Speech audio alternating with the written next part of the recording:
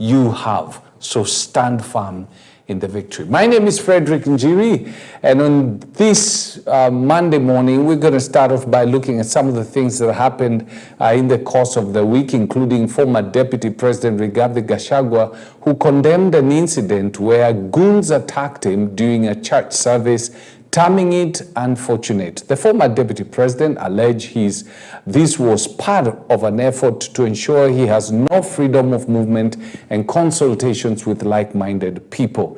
Chaos briefly erupted when unknown individuals attempted to disrupt a church service that he had attended. The disturbance occurred shortly after his entourage entered into the church as the group attempted to storm the church, temporarily compromising the security of the congregants. Speaking after the chaos had cooled down, the former Deputy President questioned the motive of the attack, saying it should not happen at this age.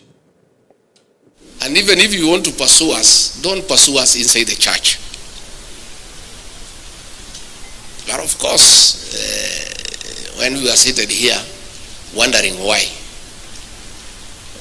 the president would go to that length of sending goons inside a church to attack leaders, to attack Christians.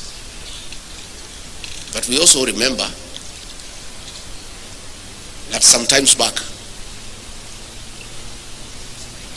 kanisa ya Kiambaa, watoto walikuwa huko, walichukuliwa, wakarudishwa ndani, wakachomeka. So we are not surprised, because hii ni tabia ambayo inaonekana it is consistent. So where rais endelea, no problem. Lakini ujue hii kitendo ya leo, uhusiano yako na kanisa ya PCA is irreparably damaged ever. So wewe endelea tu vile unataka, it's okay, there's no problem. And other churches are seeing. Hakuna mtu haoni. Na mimi sijui ni kwa nini kama sisi we are nothing. We are finished. We are nobody in this country. Why are you pursuing us? Si wachana na sisi tu tukae. Wewe uko na nguvu, uko na umaarufu mingi. Endelea. Wewe wachana na sisi. Sisi tuende kanisani tuombe Bwana, tuende nyumbani. Tuende mazishi tuzike rafiki, tuende nyumbani. Leave us alone. And I want to tell you, Rais, tafadhali, vile maneno naendelea hii Kenya, even if you eliminate Rigathi Gachagua, nothing will change. It will just complicate your politics more than it's already complicated. And we have enough soldiers to carry on with the struggle. You know, you may bring me down if that is what you think will help you, but we have enough soldiers here to carry on with the struggle. So sisi tunakualika ufanye vile unataka. Governor, hawa watu ya Kasarani walikuchagua. You cannot pay them back by kutuma goons kwa kanisa yao. Surely. It doesn't matter how ungrateful you are. If nothing else, watu ya Kasarani, governor, walikupigia kura, walikupatia mamlaka. How can you send goons in their church when they are raising funds for the completion of their church? It's very insensitive, it's very unkind, and it's something that we don't understand. But doesn't matter, musijali.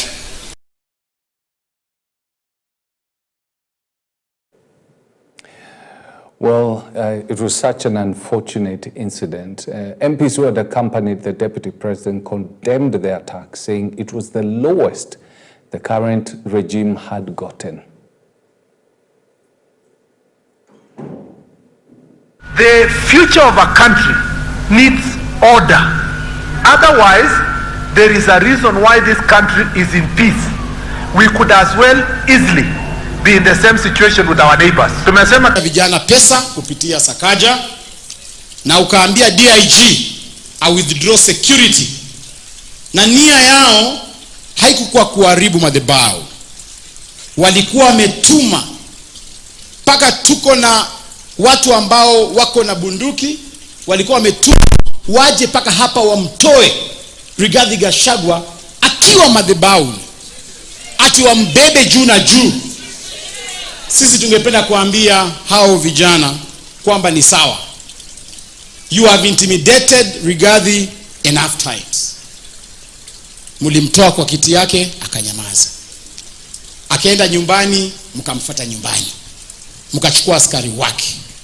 Mkaenda kwa familia yake. Akienda matanga, mnampiga kule. Ameamua kunyamaza, ameamua kufanya mambo yake. Leo amekuja kuomba Mwenyezi Mungu, tena mnamfuata. That is inhuman of you, Mr. President. Today ulianza vita ya pombe, na leo tumeona kwa nini walikataa pombe imalizwe kwa hii area yetu ya Mount Kenya. Leo umeona venye vijana tulikosa kazi Nairobi so that we can be misused, wakuje kudisrupt event kama hii ya kanisa bila hata kuogopa. Ati unapeleka mtoto wa wenyewe akapate laana kwa kanisa, akavuruge akina mama zake hapa na wazazi wake. Hiyo ni kitu yenye nasema governor, hatutakubali hii Nairobi. Hii Nairobi tutakataa. Na sisi kama vijana tunajua adui yetu, and we have a date with him. Mimi naomba vijana wa hii kanisa tuchukue kura kwa wingi, ile date yetu ikifika mnajua ile kitu tutafanya. Si ni kweli? Na nyinyi wazazi wetu tunaomba you keep records. Mliona wakiattack watu kwa mazishi, hiyo muweke kando. Mliona wakati wa abductions vijana wakiwawa, hiyo mrekodi na msisahau. Mmeona leo wamekuja kuattack nyumba ya Bwana, hiyo pia muweke record na msisahau. Si ni kweli? Msikuwe watu wa kudanganywa na kununuliwa na pesa yetu ya taxpayers money. Ati watu wanakuja na mobiliziwa, wanapewa pesa ili wauze kesho yetu. Hiyo hatutakubali. Lakini kwa kitendo kilichofanyika kanisani hii leo, ikiwa ulihusika wewe na gavana Sakaja, nataka nitangaze katika jina la Yesu, uongozi wenu Mungu amesema mene mene tekeli. Kwa sababu huwezi kufanya hayo katika kanisa ambako tunamwabudu Mwenyezi Mungu. Eti kwa sababu Well, last week, the CS Interior, Kipchumba Murkomen, had warned the politicians against sponsoring violence in other people's rallies. The future of a country needs order. Otherwise, there is a reason why this country is in peace. We could as well easily be in the same situation with our neighbors. Tumesema kila mwanasiasa akuwe na haki ya kufanya siasa yake, lakini si kuenda kurecruit vijana na kuweka pamoja wakitembea na panga na marungu na kupikia kelele mwenzake. Wewe kuja useme yako, wananchi ni wise, they will know what to do. Well, let's wait and see whether the CS Interior is going to take action against the individuals who stormed the meeting, the church yesterday. I mean, it's the lowest, even you as an individual. How do you get paid by a man or a human being to go and interrupt issues within the church? Ndani ya kanisa. Who is your mother? Anyway, allies of President William Ruto now claim that though former Deputy President Rigathi Gachagua had said that the president will not be well received in the Mount Kenya region, the opposite was the truth. President William Ruto's aide, Farouk Kibet, accused the former deputy president, saying that Gachagua was not fit to lead the country since he's a tribalist. Other leaders allied to the president said the reception he received in the Mount Kenya region was evident that he was still the darling of the region. Wewe unataka kuongoza nchi, lakini matamshi yako ni ya jikoni. Matamshi yako ni ya ukabila. Wewe utaongozaje Kenya? Kenya inahitaji mtu mwenye heshima kwa Wakenya wote. Wakenya wote wengi sasa kwa pamoja wameungana na kusika mambo ya ukabila kwa njia ya sahau. Unajua yule muongo mkabila ambaye tulifukuza kazi alikuwa ameuzia watu uongo mingi sana. Rais akikuja huko atapigwa, hawezi kukaribishwa, ataulizwa maswali. Ninyi mliona TV, rais alikaribishwa au kukaribishwa? Mpokuwa Kirinyaga nikaona vile watu walijitokeza kwa wingi. Central yote wanapenda president. Sasa wale vijana watu wengine wenye wako na roho mbaya ati hao watu walinunulia, unanunuaje watu milioni 5? It is not possible. Wakati unaeneza siasa ya chuki, nataka ukome na uulize siasa ya President Ruto inaendeleaje. Sababu sisi hatukuamini itafika mahali President Ruto atatualika kuasili serikali. That's politics 101 in Kenya. Well, let's expect this to happen until we go to the election. This is going to go, you know, accusation, counter-accusation and all that. It's going to go on until after the election, and then we start again. That has been the nature in here. Well, at least 5 people are feared dead after a 4-story building under construction collapsed in Iterio, Kisii County yesterday. The building, which was still under construction, caved in, trapping an unknown number of people, including construction workers. Emergency response team from the police and the Kisii County government were mobilized and are still currently trying to rescue people who are believed to be under the rubble. Those rescued from the rubble were rushed to various hospitals in Suneka and Kisii town as rescuers raced against time to save them. According to an incident report, the building also collapsed onto houses, neighboring houses and businesses near the Iterio Mixed Primary School in Suneka. Niliingia ndani, niliona hii nini inashikana, nyumba ilianguka inashikana kabisa chini kwa wall, na hakuna mahali utaweza pitisha hata mkono alafu uangalie uone mtu, na watu wako ndani ni watu 5. Sisi ukiangalia system imetumika kujenga hii nyumba, there is a fry pans wanajenga, hakuna kufiri, so hiyo weight ya hiyo nyumba hakuna mahali inalalia. Tumekuwa hapa for 6 hours. Serikali imeangazia sana kufunza watu artisans. Artisans ndio wanajenga, we call them cheap labor in Kenya. So badala mtu ana hire qualified engineers wakuja kumfanyia, anatafuta watu wa artisans wenye serikali ina emphasize ndio wana supervise the whole building like this. So sheria ipitishwe, kama mtu wako artisan asikuwe level ya kusimamia mambo ya engineering. Tungetaka kuenda ndani kufahamu ni kwa nini jengo hili limeanguka. Manake jengo hata alikuwa limeweka walls, sasa linaanza kuporomoka. Na mwenye amelalia kazi yake ajue kwamba kuanzia leo kwenda mbele chuma chake kimotoni. Wale wote wanaojenga nyumba, usidhubutu kuweka pesa zako kwenye mjengo ambao wewe mwenyewe unajua haufuati masheria na masharti, kwa sababu you are investing and wasting your money for a project that itakuja kuporomoka. Ni pesa amepoteza. Tena hata contractor mwenye alikuwa amechukua hii kazi inatakikana anyanganywe resisi yake, because hii sio kazi unakuja kusimamia, unaweka watu eti wanajenga alafu unakuja kuumiza vijana wa watu hapa. Kwa hivyo mimi nasema uchunguzi ifanywe na watu wachukuliwe hatua mara moja vile inawezekana. Engineer wetu, kuna timu zinapita hapa ndani, badala tu ya kuhakikisha mjengo uko sawa, wanachukua kitu kidogo halafu wanatoka wanaenda. Wale watu wa NCA wakikuja wakipaka rangi kwamba hii nyumba ni mbaya, au wengine wanakuja wanawaachilia, mjengo inaendelea. Kesho yake ikukuja umepata hii nyumba imepaka brass.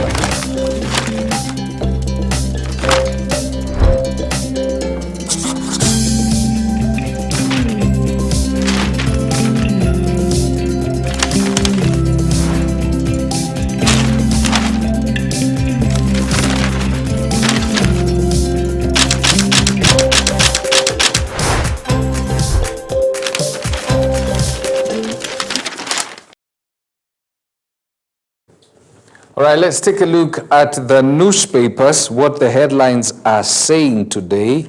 We got the Standard. It says the budget betrayal. And then there's an incept here that says that the government is preparing to storm back, blood-stained briefcase in hand, to wring the last drops from a crumbling economy. Budget making has morphed from a duty to serve citizens into a desperate bid for the state's survival. For millions of the poor who are barely hanging on, it's yet another demand to tighten already frayed belts. Last year's finance bill protest cost dozens of young lives, yet the regime, deaf and unshaken, presses on. hell-bent on taxing even the air Kenyans breathe. What? The Standard. Mama Kayai. And then the second page says, I'll not be intimidated. This is Gachagua who says, after goons stormed the church, who was in that story we just played you. And then Kalonzo now tells Ruto to resign over Muturi corruption claims. Resignation has never... You know, Kalonzo needs to stop being so intellectual in Kenyan politics. Nobody has ever resigned in Kenya, apart from Raila Odinga, who resigned when there was a change. When he moved from Ford Kenya and formed his own party, I think it was it NDP or LDP? NDP, I think. When he formed that party, then that's the time he resigned and went to vie for the same seat as an MP, and he won. Nobody will ever... And Kwanza presidency, Westcan. Echoes of war. Court saves play from the chop. There is a natural balance between respect for the old and care for the young. Those who are old bring experience, while those who are young bring enthusiasm and creative innovation. There was a play that was almost being stopped because of the things it was basically highlighting. The synopsis of the play that seems to have unsettled President William Ruto's administration, rekindling a debate they've struggled to kill, how to manage the assertive voice of the Gen Z. This is a play that made the First Lady very uncomfortable. The government had stopped it, but the courts saved it back. Financial year draws to a close as Kenyans bear more hardships. Small farms brace for economic heat ahead of budget. Experts warn new budget will increase taxes, deepen poverty. The back page, so close yet so far for Brave Seven's team. Fiji's Lucio Vakandramu clashes with Kenya's George Ouro Angeo during the men's cup final at the HSBC Rugby Sevens Singapore tournament at the National Stadium yesterday. Then the Daily Nation. State jobs for those with godfathers. Basically what the Nation is saying, if you don't know nobody, then you ain't going to get no job. Betrayal. An MP has unwittingly blown the whistle on an issue that has been a public secret for several years and through successive administration. Political and personal interests surpassing institutions' power of hiring teachers, police officers, and military personnel, among others. When will this blatant nepotism that has ruined youth's lives and future end? Basically what they're talking about, there is something that came out where it was revealed that members of parliament were given quotas by TSC for teachers to be employed. So that members of parliament had their own people. They were given quotas. Maybe you're given like 20. You're told you'll provide 20 individuals to be employed as teachers. The other MPs this. And it looks as though it's something that has been going on for a while. Very unfortunate, as young people are graduating from schools, if they don't have a godfather, then I don't know what this country is degenerating to.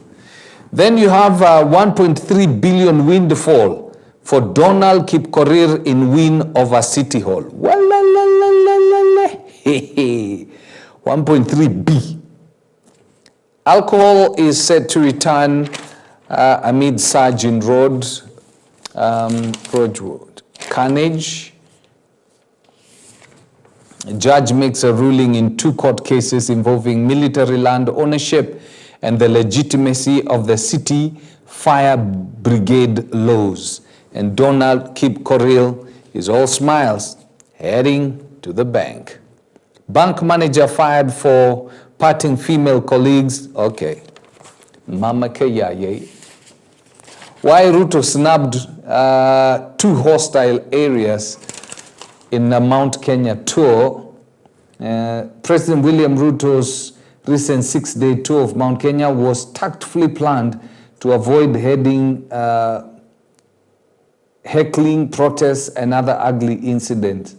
There are some areas that were marked as very hostile. If you want to read them, iko hapa kwa gazeti. Raila, ODM will challenge Ruto in 2027. Then Gachagua accuses IG Kanja of blessing Mwiki church chaos.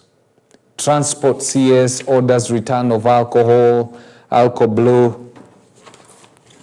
And then the back page of the Nation, Fulham's first half blitz holds Reds title match. All right. Cottagers put 3 goals past Liverpool in 14 minutes at Craven Cottage to boost their push for European football next term.